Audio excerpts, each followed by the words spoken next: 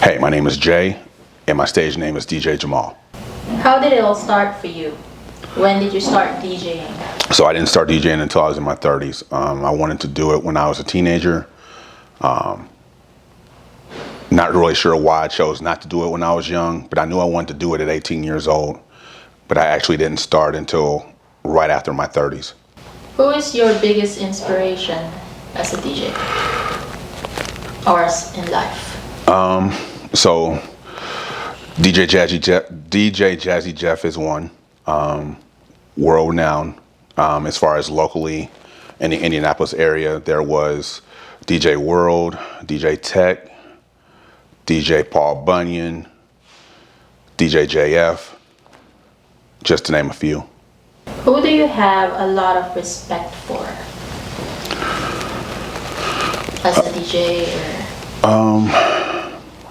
I have a lot of respect for DJ Top Speed. He is actually another Indianapolis area DJ, as well as my business partner, actually DJ J Torture. Those are the two guys that I would say I have the most respect for. Regarding music and or sound, what is it about it that drew you into it? When I first heard two records mixed together, I was 17, 18 years old back then. I was actually listening to some music that DJ World had put together. And so that inspired me to want to DJ, figure out how were they doing that? What were they doing it with? But that's when I really got inspired to do it. I was 17 at the time. What was your first setup as a DJ like? So by the time I got in,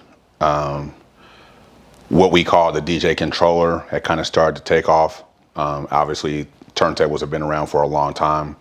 But about 10 years ago, 15 years ago, I would say maybe technology kind of made its mark on the game and people started using controllers. So when I finally got in, that's kind of what I started with. I didn't necessarily start with turntables. I have had some on and off, but when I first started, the very first setup I had was with a Newmark, I think it was a Newmark DJ controller. So what is your table, you use a table? What I'm currently using? Table, yeah. So what I'm currently using right now, I have a Pro X Mesa that I don't use anymore or don't use much. Normally right now what I take out is a Odyssey T table, and it literally looks like a T, and I set my controller on it that I've kind of modded the case out on to where I've got all the cords and power that I need on the inside of it. So basically take my controller case set on top of my T table, run my PowerCon cable, and in a matter of minutes I'm ready to go. Can you describe your first setup to your setup right now? Oh wow. Yeah, the first controller I ever owned was probably the cheapest one you could buy at the time. Like I said, I think it was a Newmark.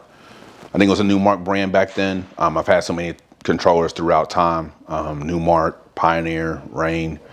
But when I first started, I literally just had a small controller, maybe the size of I don't know, not very big.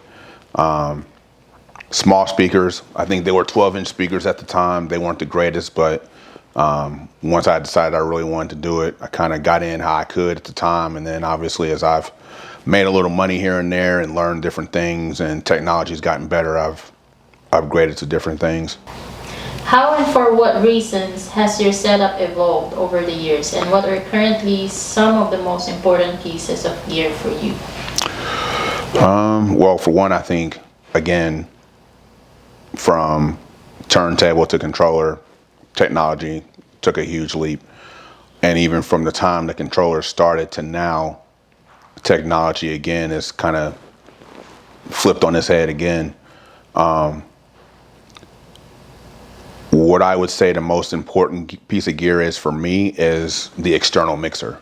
I think the external mixer is the most important, obviously outside of the laptop and the controller and the turntables that you're using. The next biggest thing to me is the external mixer. It makes a whole difference in the sound. really makes a complete difference from going from your board or from your mixer to your speakers. An external mixer gives you more control with microphones and different sound. So yeah, I would definitely say the external mixer. Your DJ style, can you describe it and the genre of music you specialized in? So the genre is easy. I definitely prefer playing with R&B and pop, probably more than hip hop. And I only say that because over time hip hop has changed. I'm a little older, so if I'm being biased, older hip hop is better. However, R&B is my favorite genre, so I would always say that first. And as far as what was the other question that you had? Your DJ style, can you describe it? So people that I've learned from, mainly my business partner, more than anything, has kind of influenced my current DJ style. Being able to blend quick, how I set my library up, what I do with it to where I don't necessarily need to use headphones, being able to just turn on my equipment and just, rock a crowd without really having an idea of what I'm going to do in the moment, without having to pre-plan. I feel like my business partner and mentor does a good job of that. And so I've taken a lot from him. And obviously he's the person I'm around the most as well. When it comes to gig or events that you do, how far do you tend to plan ahead during a set? Oh man, that's a crazy question. For me, it's almost like the more I try to pre-plan, the more nervous I get, and the worse my set is. So I try to calm down before I start playing, and then just go with what I feel based on what I think the event is going to entail or what's expected, and then I just kind of go off after that. But I feel like for me, pre-planning 2 days ahead, a week ahead, or trying to figure out what I might do prior to is almost like it doesn't end up well for me. I feel like my sets are worse the harder I try to pre-plan and be prepared. I feel like it works better for me if I just go with what I'm feeling, again, based on the room and the crowd, what I think is expected as far as the genre, and just do it what I feel. Let's go back to music and your sound. What makes 2 tracks a good fit? For me, 2 tracks blended together sound better when they're mixed in key, and a lot of people probably don't know what I mean by that, but not every 2 tracks sound well together, and that's something as a DJ you learn over time. So you just kind of play around and you practice, and then you kind of you catch an ear for things, and you figure out, and I kind of feel like that's where your style comes from as well. Not only who's in your circle of DJs, who you listen to, who your mentors are, what have you, but you spend so much time learning music and practicing that you kind of catch an ear, you kind of get an ear for what sounds good and what doesn't sound so good, and you just go with it.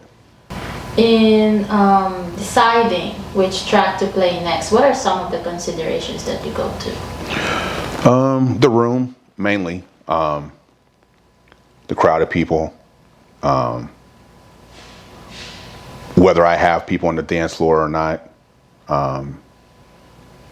Those are the main things that I try to go with, as far as what I'm deciding I want to do next. Usually when I'm in the moment, despite me saying that I don't really try to pre-plan a set ahead, I do try to be 2 or 3 tracks ahead while I'm DJing. But it basically just depends on the vibe in the room, whether people are dancing, whether people seem to like what I'm doing based on what I'm playing. I just go from there. Can you tell us one mistake you see a lot of up-and-coming DJs make? As an up-and-coming DJ, I think you have to, unfortunately, learn to not be willing to take the cheapest gigs. Over time, I think you learn as you put in more practice that you know your worth, You got to learn, like I said, you got to learn that along the way. But I think a lot of DJs come in and they're just willing to work for a few drinks, willing to work for some food. I think they get around people who like what they think they like what they're doing, but don't necessarily push them as DJs to be better. I think so. I think one piece of advice I would give up and coming DJs is if you're blessed enough to know someone who's got 10 or 15, 20 years in, take everything you can from them and make it your own. Because there's a lot of knowledge out here for everyone. There's a lot of money to be made. There's a lot of knowledge to be passed. And so I feel like a lot of DJs, they make the mistake of taking all the gigs they can, working for little to no money, and then not necessarily being willing to learn from the people who have 10 to 20 years of experience in front of them. From past up to present, what are some of the challenges that DJs or you have faced, and how do you overcome them?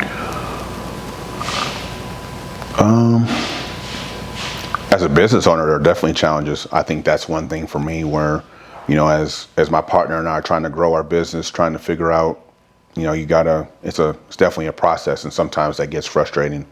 Well, for me, it gets frustrating. I think sometimes especially when you've been in the game for a little while before you start trying to really be serious about business, which is definitely a mistake I made earlier in my DJ career. Sometimes we treat it like a side hustle when we really want it to be a business, but we don't necessarily know how to go about making it a business, being about business. So for me, navigating how to grow a business is probably the most frustrating thing for me at this point. Just trying to be patient and keep consistently working at it. But outside of that, that's about it. What types of events have you DJ'd? I've done everything from quinceañeras to proms, obviously weddings, house parties, corporate events for the mayor, a little bit of everything. I know one thing I'd like to do more of is proms. So that's something I know for me, I'd like me and my partner to cross that bridge. But I've pretty much done every event that you can do. I've done bars and clubs, and not necessarily into that as much anymore. But the wedding scene and the corporate scene is the journey I think that we're on now. But I've pretty much done everything. To all those aspiring DJs, what advice would you give them? Work, practice, be willing to listen to everyone, and be careful of what you take from DJs who tell you things.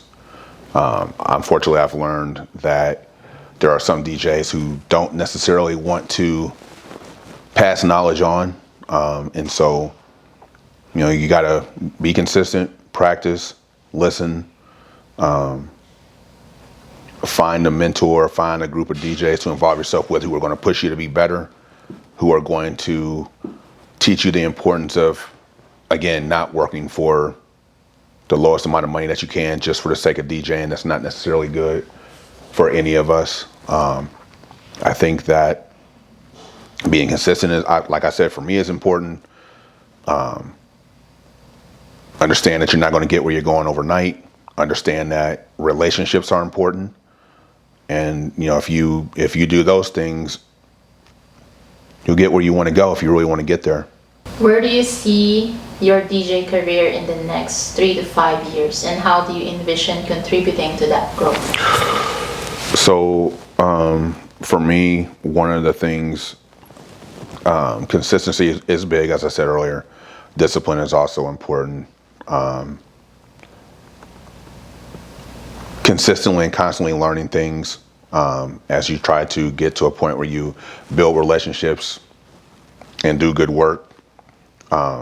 3 to 5 years from now, I would like to be able to sustain a 6-figure business.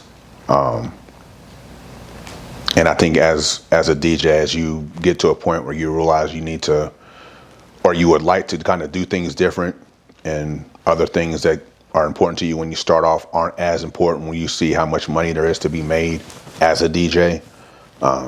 You kind of take business a little more serious, and then you kind of set different goals, and again, relationships and doing good work and word of mouth helps you get there as well. But 3 to 5 years from now, I definitely want to be, I want my partner and I to have a 6-figure business, and I think we can do that. Last question. What advice will your future self give you now? That's a good one. Future self, what would he tell me currently?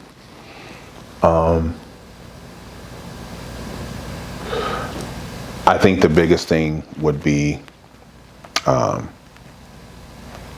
stay on path. Stop thinking about where you think you should be at this stage of it, and just consistently keep working at it. I think it's easy to, when you think you should be in a certain place at a certain stage in your career and you're not there, it's easy for someone like me personally to get discouraged about maybe mistakes I may have made, things I may have done wrong, things I should have done different. So I would think that future me would tell current me to keep working at it, be consistent.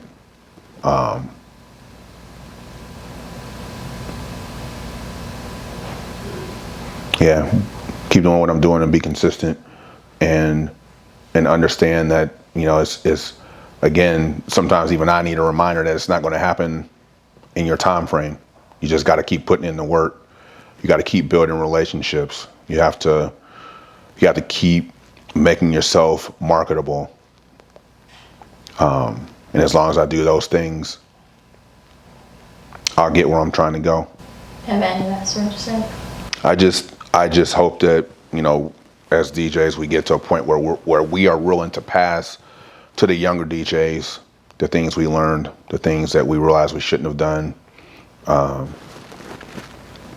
and be willing to pass the knowledge on, because I think there are too many of us that are not willing to, for whatever reason, pass the knowledge on, so that this craft that we all say that we love continues to grow. Because I think there's space for all of us, there's money for all of us, and for even the DJs who are coming in now and starting, we don't necessarily have to feel threatened by them. Instead, we need to be trying to guide them and teach them and pass on the things that we can pass on to them, because none of us really got where we are on our own. Some of us, we all learn from somebody. And so I just think that as a whole, DJs who have my experience and more experience than me just need to be willing to pass on to the ones coming in behind us the things we learned, and try to guide them from taking so long in their career to learn about the things that they shouldn't have done, so that it's the craft moves forward, the game moves forward.